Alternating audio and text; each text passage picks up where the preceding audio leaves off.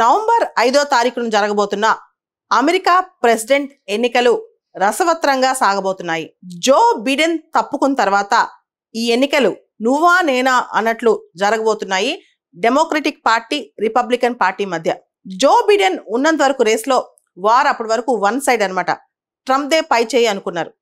కమలా Harris ఎప్పుడైతే అడుగు పెట్టిందో రేస్లోకి అప్పటి నుంచి కూడా మొత్తం కాంబినేషన్స్ మారిపోతున్నాయి. ఇన్ఫ్యాక్ట్ పోటీ అనేది చాలా గట్టిగా అయిపోయింది. గ్రేట్ లేక్ స్టేట్స్, ఏదైతే గ్రేట్ లేక్స్ చుట్టూ ఉన్న స్టేట్స్ ఉన్నాయో పాత రోజుల్లో కంప్లీట్ డెమోక్రటిక్ స్టేట్స్ అనమాట అవి.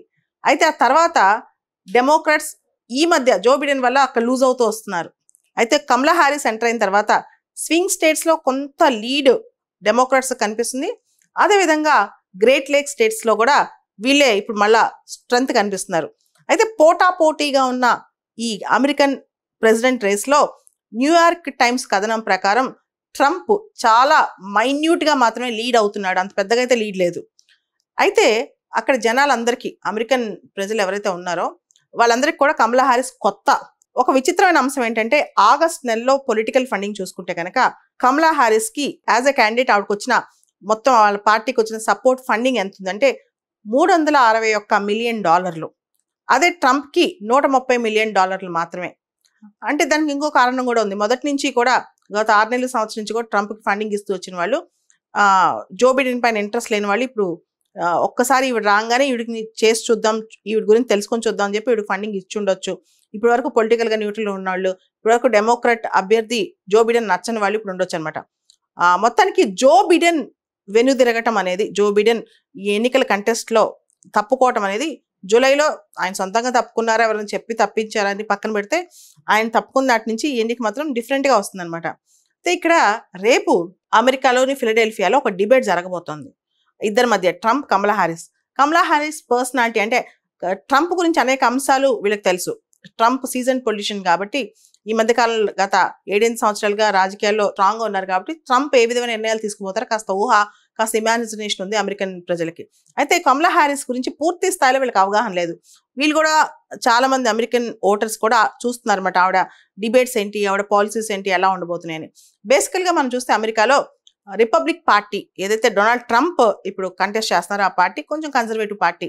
గన్ కల్చర్ని ప్రమోట్ చేస్తే ప్రజలు గన్ కలిగి ఉండే హక్కుని, యాంటీ ఇమిగ్రేషన్, అదేవిధంగా డొనాల్డ్ ట్రంప్ వచ్చిన తర్వాత క్లైమేట్ చేంజ్ సంబంధించిన పాలసీస్లో అమెరికా వైదొలిగిందనమాట. మాకు సంబంధం లేదు ప్యారిస్ క్లైమేట్ డీల్తో విడతాం అని చెప్పేసి. సో కొంత ప్రిడిక్షన్ ఉంది. అయితే మనం ఈవిడ కమలా హ్యారిస్ డెమోక్రాట్, అంటే డెమోక్రాట్ కాస్త లిబరల్గా ఉంటారు డెమోక్రాట్స్.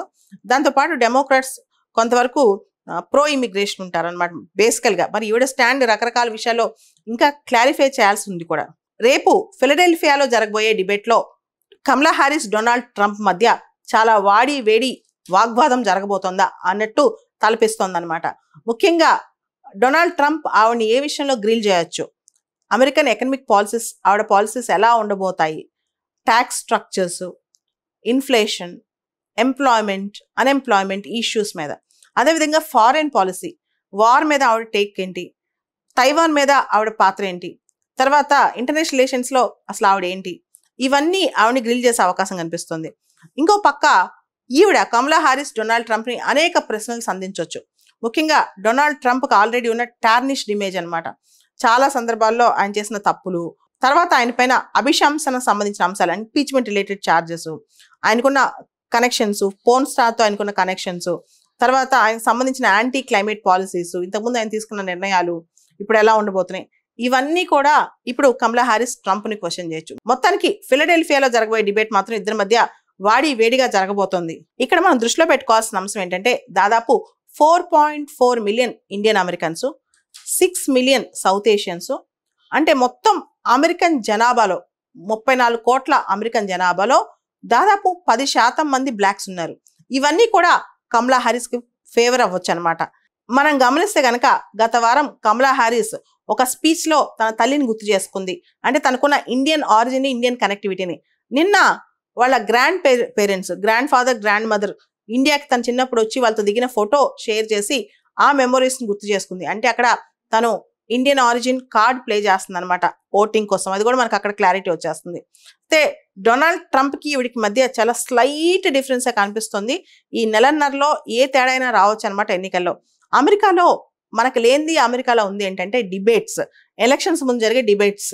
అమెరికాలో ఒక ఆరోగ్యకర అంశం ఏంటంటే అమెరికా ప్రెసిడెంట్ ఎన్నికల ముందు అభ్యర్థులు ఎవరైతే ఉన్నారో వాళ్ళు డిబేట్కి వస్తారు. ఇద్దరు ఉండి ప్రజల ముందు చర్చ చేస్తారు. ఎవరు ఆ పోస్ట్కి ఎలిజిబుల్ అని ప్రజలు నిర్ణయించుకునేలా చర్చ ఉంటుంది అనమాట.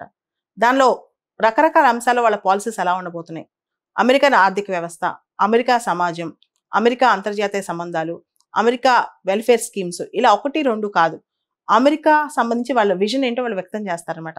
దాన్ని బేస్ చేసుకుని ఓటర్స్ ఓట్ చేయొచ్చు. భారతదేశంలో మనం గమనిస్తే ఇలాంటి డిబేట్స్ మనకు ఉండవు. ఇంకా చెప్పాలంటే మనం మేనిఫెస్టో రిలీజ్ చేసి ఇండివిజువల్ గాను పార్టీ పరంగాను అక్కడ వదిలేస్తాం. చాలా మంది ప్రజలు మేనిఫెస్టో సరిగ్గా కూడా చూడరు. కానీ ఇలాంటి డిబేట్స్ మనకు కూడా వస్తే బాగుంటుంది. కానీ ఇప్పుడు అమెరికాలో కూడా ఆ debates character assassination, personality assassination దిశగా వెళ్తున్నాయి అనమాట. ఇంతకుముందు పాలసీ గురించి ఎక్కువ మాట్లాడేవాళ్ళు ఇప్పుడు పర్సనల్ కూడా అటాక్స్ చేస్తున్నారనమాట.